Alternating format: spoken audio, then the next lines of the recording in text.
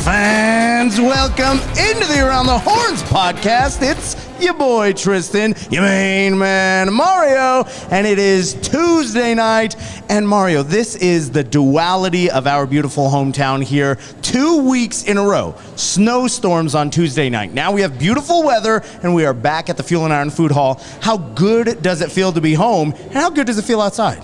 It feels great. I mean, I'm actually wearing short sleeves for the first time, still rocking the vest, but there's reasons for that. But in the meantime, gotta, get rid of the long sleeves, enjoy some of this sunshine and complete opposite of snow and misery, and I'm just over it. And we've got great hockey to talk about, but before we dive into the pod, I do want to apologize to Bulls fans watching at home and to Mario. Last week, I had high hopes that we were going to finally bring the fans what they wanted. They've been chirping at us all season. We want a twin super show. Simon and Matt Marshanock have been tearing up the NCDC, number 1 and number 2 scorer in the entire league. So Mario, last week when I told you to invite the twins, that was misconstrued.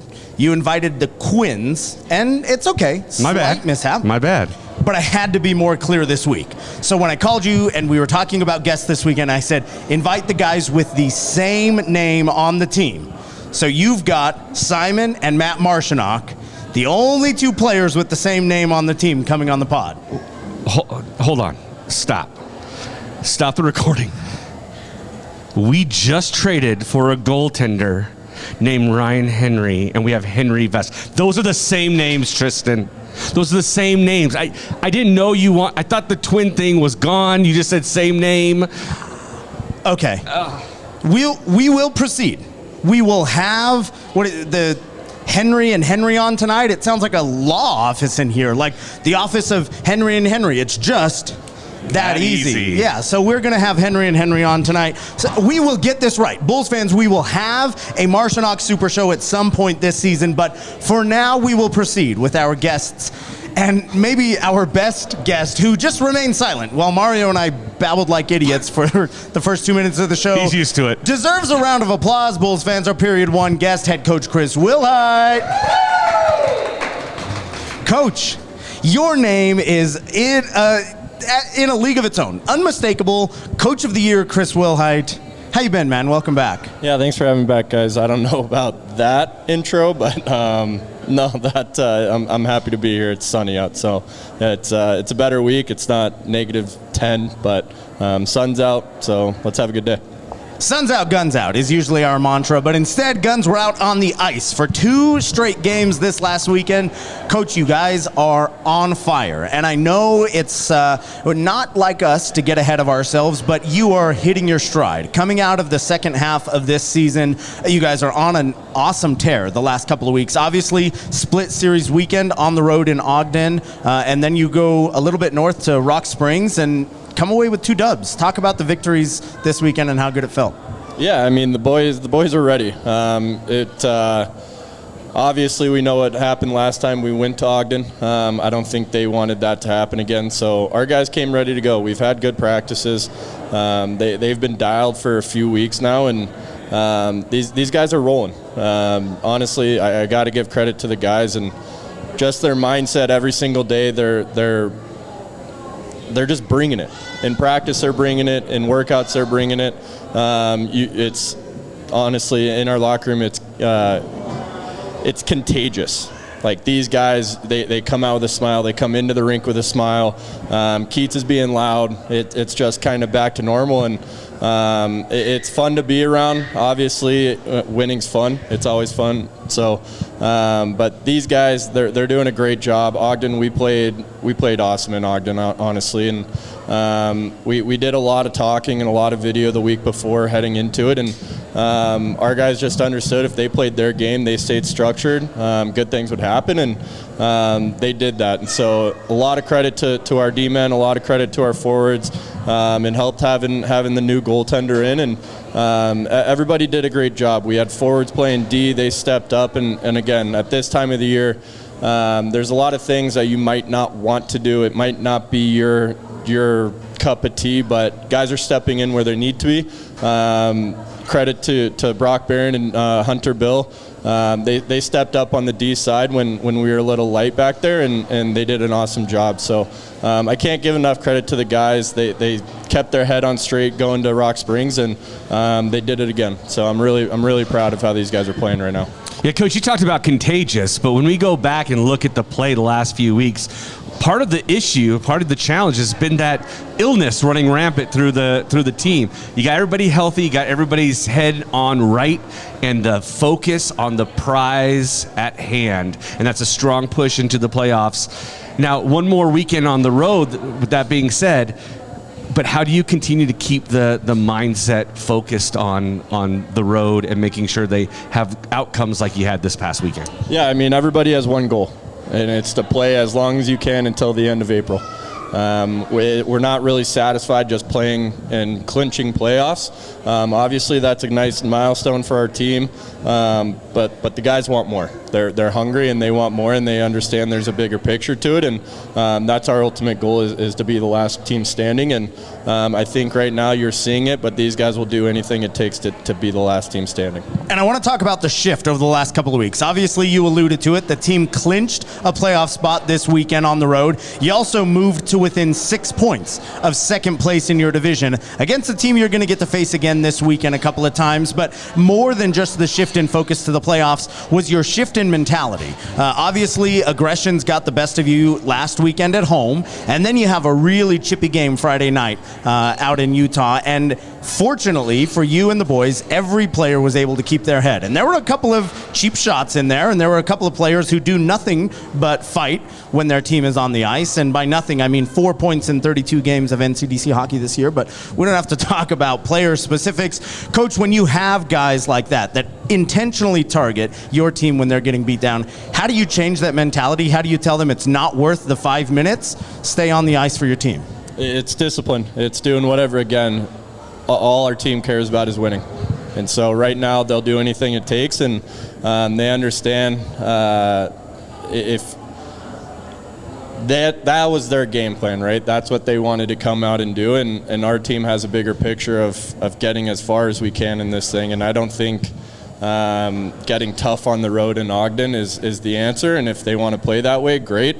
But our mindset is our mindset's winning, and it's not taken away from our team's toughness. They've done that, been there, shown it time and time again, and these guys have each other's back every single day. But when you have discipline like that and you're on the power play for 40 minutes out of a 60-minute game, you're probably going to win a hockey game, and that's all our team cares about.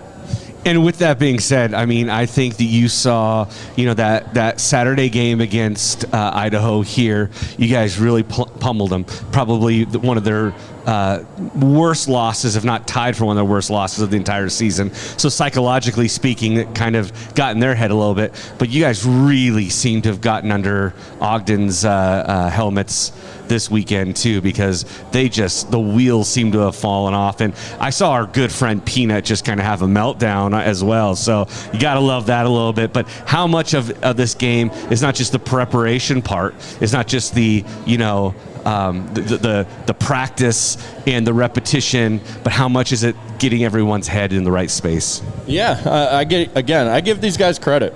I mean, Dave and I have the conversations. We do what we do throughout practice, but I don't know what happened. It might have been a blessing what happened right before Christmas, because these guys came back ready to go. They came back dialed. They came back with a bigger picture in their head, and they're coming together. I mean, you see it every day. You see these guys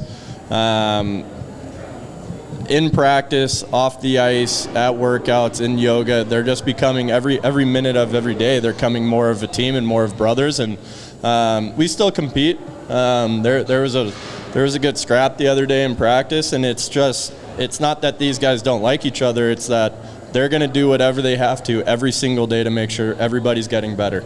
And if they're not on the same page, then they're going to get them on the right page, right? They're going to do whatever they have to. And the compete level that our guys have, it's through the roof right now. And I'm not taking away anything from Idaho or Ogden. They're really good teams. They're in the positions that they're in because they are good teams.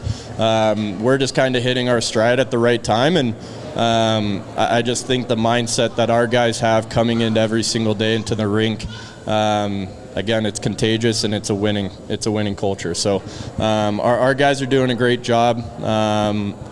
The one thing that we talk about is staying humble, right? Rinse and repeat. Again, you got to show up every day. Just one game or making playoffs, you can't really get complacent. And every day that there's a goal, you're trying to win the day, you're trying to win the game, you're trying to win the practice, and that's just kind of our mentality right now, is show up and win the day. Well, we definitely want you guys to stay humble and have the team stay humble, because that's what you have Tristan and I. We'll pump your tires constantly and make sure everyone knows that the playoffs go through Pueblo. And we mean business. I believe. It is also really funny to watch you say "we mean business" with a Baby Yoda Band-Aid on your middle finger. Like, I don't know what kind of business you get into, paper cut in your 9-to-5 office job, Mario. It's called eczema, Tristan. Okay. It's a serious disorder, okay? All right. I struggle with it. I'll let it slide. Coach, before we let you go, I just want to congratulate you on an awesome start to 2025. Wish you the best of luck on the road this weekend. And when you come back next Tuesday to chat on the pod, you'll be talking to Bulls fans before your final home stand of the season. How crazy is it? This season has come and gone. You've got a couple of games here before the playoff push and one final homestand in Pueblo. Yeah, it's flown by. Honestly, it's flown by. You've had guys here 2 or 3 years, and it's gone by way too fast, to be honest with you. With not having many off weekends, the weeks just fly by, and it's honestly, it's a little sad because I really like this team, but to be honest with you, what we've been fighting for 2 years is playoff hockey. It's been a while since we've done that, and we're ready to get back into it, and especially we're trying to get back in front of the best fans in junior hockey, so that's our goal. Well, extend it as long as you want, my friend. Extend it as long as you want. Let's make this hockey season the longest in Pueblo Bulls history. That's the plan, guys. Bulls fans, give it up for our Period 1 guest, Head Coach Chris Wilhite. And don't go anywhere. We've got an awesome Henry and Henry show packed for you, coming back with our first ever three-peat guest and our newest guest on the official place for all things Pueblo Bulls hockey, the Around the Horns podcast. Bulls fans, welcome back to the Around the Horns podcast, period 2-time, and we are back with the first half of our Henry and Henry extravaganza here on Tuesday night. And Bulls fans, you're probably not used to the face joining us here in period 2 because he's usually behind a mask and in between two metal pipes on the far side of the rink, but now you get to see him live and in person. Give it up for our period 2 guest, Ryan Henry.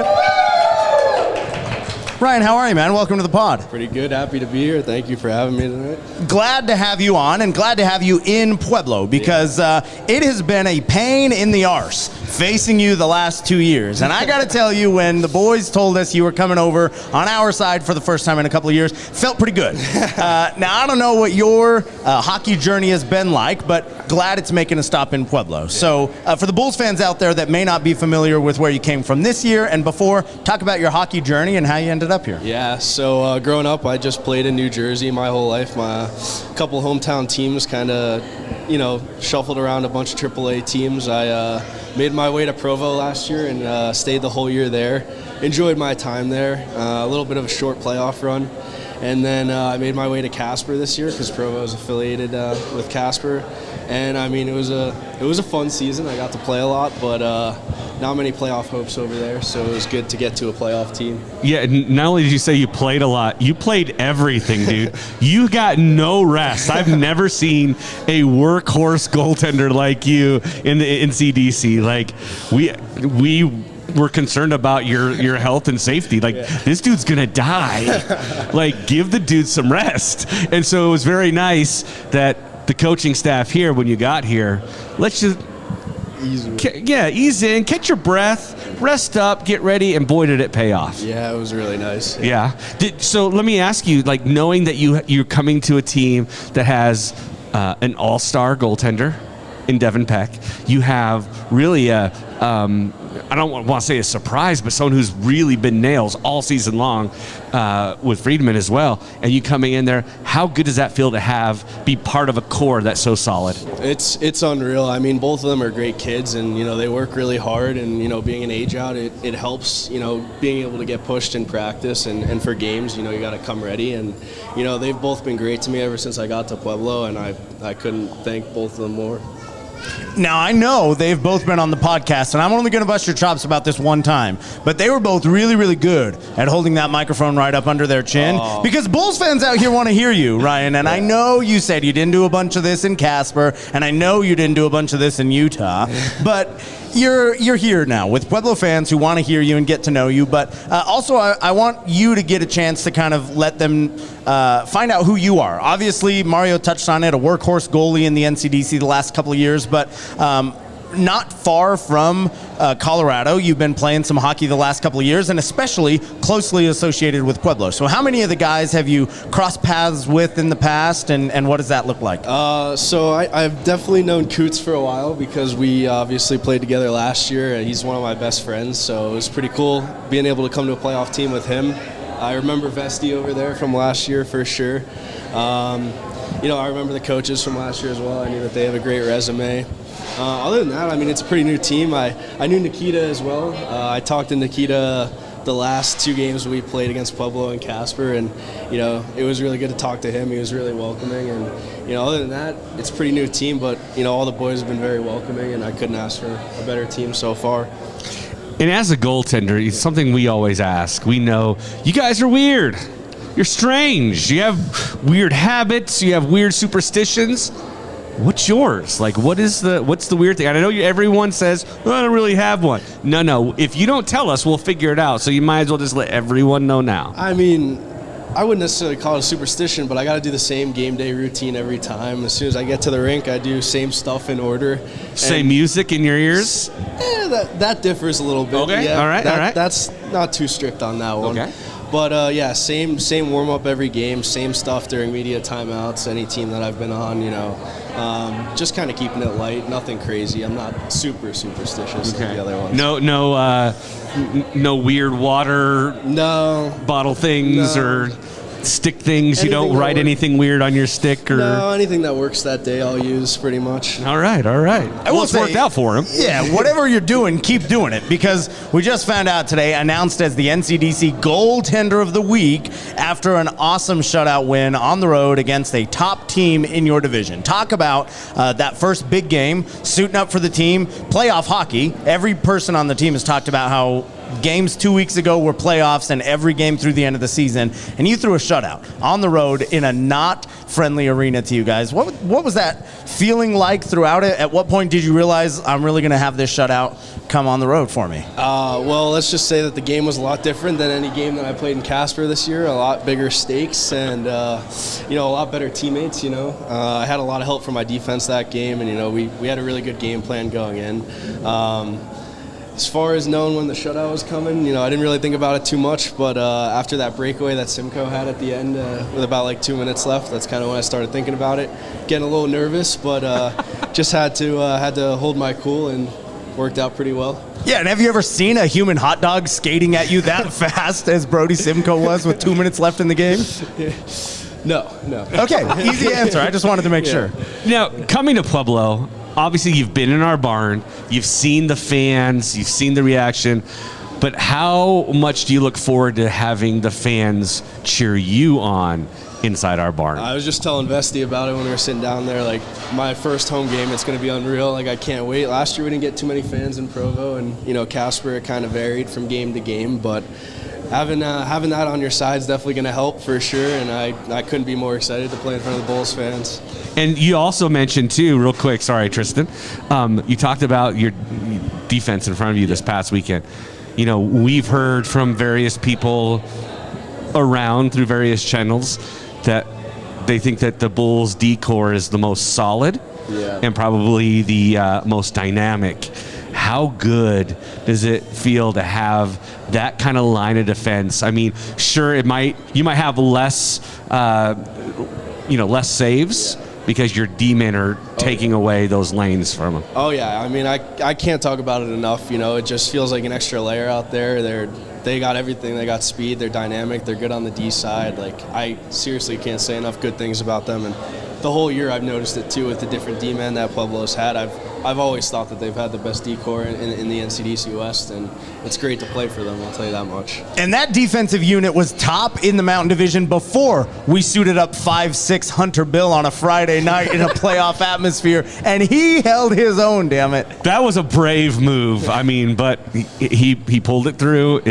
It looks like pure genius. I don't know if that's Davo or Chris who pulled the trigger on making that decision. A slight eyebrow raise, but in the end, it worked out. That's the grittiness you want in front of you on a high-stakes game like that. I am going to just kind of run through some of these gauntlet-style questions, because you've had a couple of weeks now with the team. You've obviously been suiting up in practice, and you've had a chance to see what your fellow teammates are made of. Yeah. So when we talk about the best pure shooter on this year's team, when you got a Wurlitzer coming at you, who is firing off the hardest puck this year? I mean, I think we all know that the Marshanock twins can rip it. I'd say both of them probably got the hardest shot to stop. I can't even name one of them that has a better shot. They both rip it. Yeah, you just used the term Wurlitzer, so there's some chin music there. It's more of a howitzer. No, on that, not the piano, not the keyboard. The Wurlitzer. The Wurlitzer is the new term for the shot from the blue line from the guy who has invited the wrong guests in back-to-back weeks. I'm trying. Be more clear. I will next week. I will send you pictures of the guests. I also want to ask you about the most true D-man in front of you. And not to say that you're discrediting any of the other guys, but when you have maybe that one-on-one breakaway and you've got one guy in front of you, who do you know is going to lay their body out on the line for you to try to stop that puck from finding its way to your crease? I got to say Nikita Bondrio. He's unreal on the D side and on offense too. But from what I saw this weekend and the past weeks, he's unbelievable back there.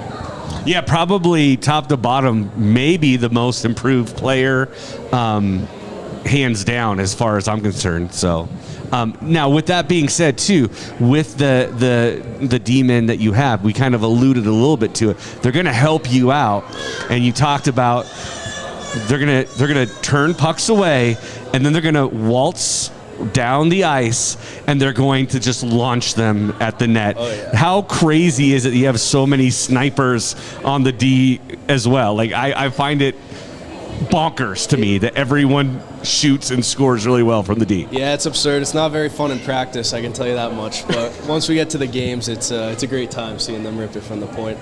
And speaking of goals, have you ever scored a goalie goal in a game? I haven't yet. Early in the season in Casper, I tried one.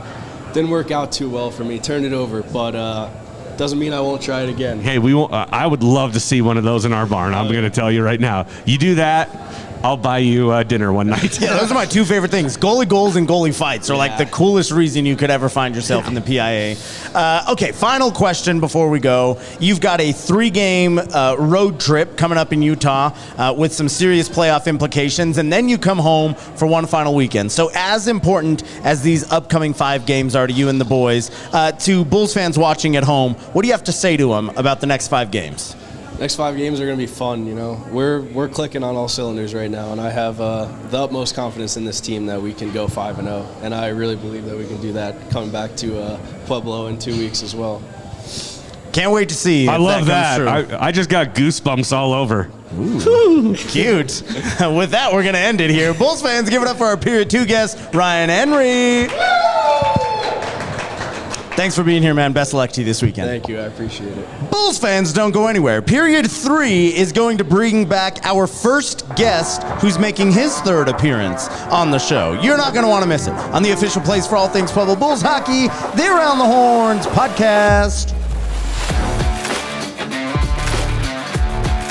Bulls fans, welcome back to the Around the Horns podcast, Period 3 time. And finally, we've got the familiar face that you all love to see, and that Mario and I love to see, because obviously we only sponsor one player a year. And when we sponsor our favorite Bulls player. They get to come on the pod as often as they want, and for that exact reason, Bulls fans, Keys to the car. give some love to our that's what I'm Period talking 3 about. guest, Henry Vest.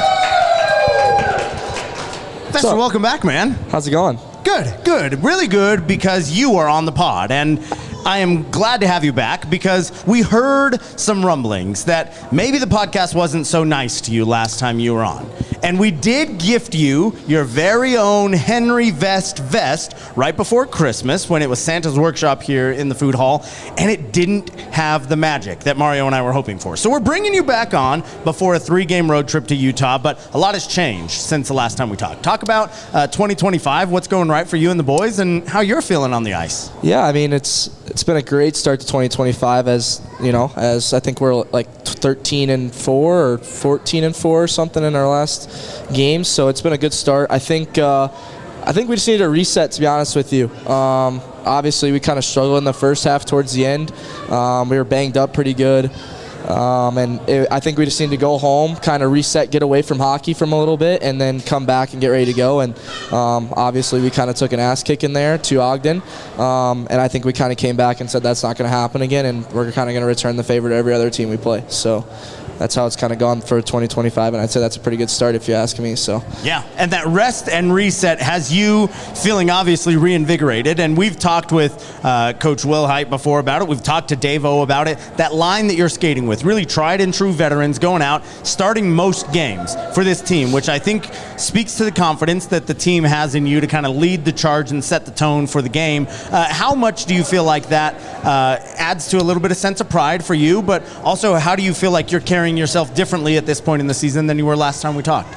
yeah, I mean, I think when you play with Clarkie and G, they make it really easy on you. Those guys work their balls off every single day. Like, they make it really easy to play with them. Like, you just know where they're going to be. I played with Clarkie the last 2 years for almost every single game. Like, that guy's a gamer. Like, he loves to play hockey, and he's really, really good at what he does.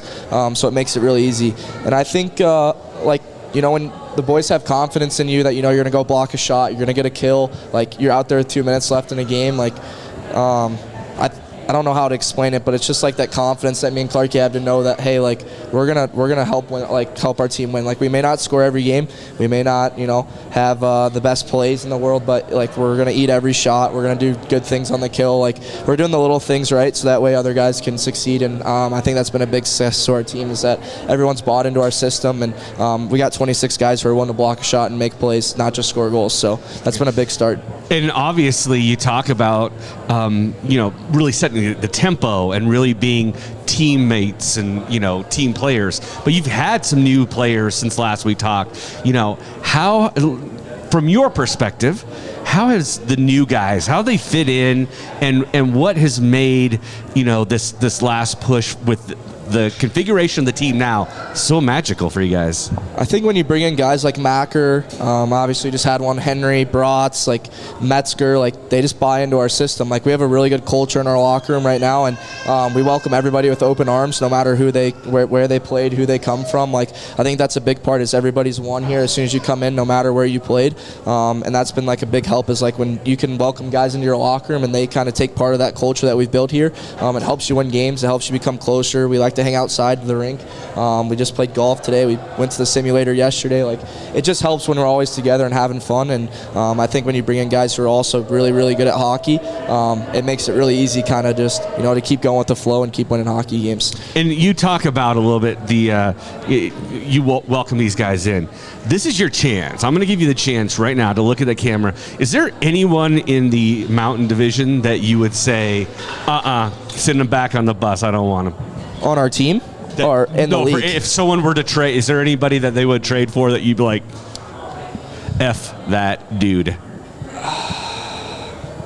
I don't know if I can say that on the podcast, because there's a couple guys who, like, if they came on our team, I probably would be like, I don't know what I would say. It wouldn't be very nice. Let's just put it that way.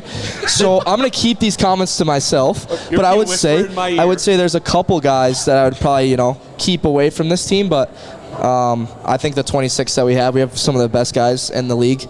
Just For sure. people-wise, hockey-wise, I think that's a big thing. If you go up and down our lineup, the character on our team is unbelievable. I think if you went and watched our game against Rock Springs, Simon had a clear breakaway, stopped, pulled up, and passed it right over to Clarkey so he could get the goal. I know that didn't happen a couple weeks ago. That's class from our number 16. That's class. So that's just kind of how we are as a team, and I really like the 26 guys that we have. Yeah, it goes without saying. We don't have a single skater on this year's team that would steal a teammate's empty netter. Right. Well, let's just put it that way. Yeah. Plain and simple as it is, awesome guys on this year's team. And you've been a part of some awesome locker rooms, and this one has the chance to do something that last year's team didn't, and 2 years ago didn't. You're going to the playoffs. You've obviously already clinched your position, and we were just talking with Coach in the first period. You're 6 points out of second place, meaning you have home games played here in Pueblo in March and April. How much does that mean to you to know that you're kind of one of the leaders of this team that's bringing playoff hockey to Pueblo and that's pushing your team into this push? I think last year was a really big failure, and like the guys that came back, me, Hofer, Keats, Clarkey, and Jimmy, it was our main goal to get into playoffs, but now that we're into playoffs, we have bigger goals. Like, we want home ice advantage. We want to go far into playoffs. We don't just want to be the team that, I wish we would have done this, or I wish we would have done that, like looking back in 5 years. So for us, I think, and for Pueblo, like, this is a super cool opportunity for us, especially with the group that we have. I think we're super close. The fans have been awesome this year, and if we keep playing the way that we're playing, we're going to go really far in April, and the fans are going to have something to cheer about in May. So hopefully we can keep this thing going, and everyone just keeps buying in. I think we're going to have a really good, be successful in April and May. So. And regardless of where you end up in the season, it's good to know that you guys actually, no matter what, get to play in front of your fans during the playoffs. In that playoff drought, I think a lot of fans feel the same that you guys are feeling. They want that vibe. They want that feeling. They want those accolades happening here in Pueblo and get that spotlight. So that's going to be exciting too. Like, no matter what, you're going to see playoff hockey in Pueblo, Colorado. Yeah, I mean, we have the best fans in the world. Like, they carry the swagger that I think we try to carry around as players. You see it at the rink. They have swagger. Like, you guys are cocky, confident. You don't care who comes into Pueblo. We're blue collar, and I think for us, like, we love that. Like, our fans are awesome. They get rowdy. So for us, we kind of just want to put on a show and keep them coming to the rink every single night. So hopefully we can keep this thing going because they're the best fans in the world. Yeah. I don't want to get too ahead of ourselves, but obviously when we talk to some of the guys that come back, there's always something special about Pueblo, and I think it's kind of been home away from home from a lot of guys. You've seen guys come back from 5 years ago that still make an annual trip back to Pueblo. Obviously a place that's been near and dear to you the last couple of years. Hank, what has been maybe one of your favorite things or maybe one of your special memories that you'll take from Pueblo back to Missouri with you at the end of the year? I think just the people. Like, people make a home, right? Like, I could have came here and guys, like, you guys couldn't have taken me in as one of your own, but everyone here is super nice. Like, they take care of you. No matter, like, where you come from, they care about you. They always make sure you're doing well no matter what. Like, every night if I need to go somewhere for dinner, I could. Like, guys like John who cook breakfast for us every Friday, Carrie, Paulette, my own billets now. Like, they just take care of everybody, and it makes for guys who are first-year juniors who are, 14, 15 hours away from home, it's like they're kind of your second parents. So it's been a blessing to be here, and knowing that, no matter what happens to me, they're always going to have my back, and that if something were to go wrong, I'd always have somewhere to go. So. And before we get too far, kind of changing gears a little bit, before we went live, you mentioned to me, you talked about the superhero weekend that we had with the United Way of Pueblo County. How was that for you guys? What did you guys think of those sweaters and all the I don't know if you saw everything that was going on. We were giving away comic books. We had nominations and recognition for real heroes in our community. We had so much going. The photo booth with Iron Man, Spider-Man, Captain America's shield. It was pretty lit that night, huh? So I knew it was going to be a good weekend when I saw Mario and Tristan walk in Star Wars outfits. Mario comes in with his nice little tight outfit on and walks into the rink, and I was like, uh-oh, well, there's going to be a lot going on this weekend, and then, obviously it's a little bit bigger when it's just superheroes, but actual people in the community, so it was pretty cool for us. But listen, I dress that way all the time, my guy. I think you kind of stole the show a little bit, but no, I'm just kidding. It was a lot of fun for us, being able to go out and, with our little masks on and then the starting lineup, that was pretty cool. And then just all the extra activities that United Way put on was a lot of fun for us to be a part of.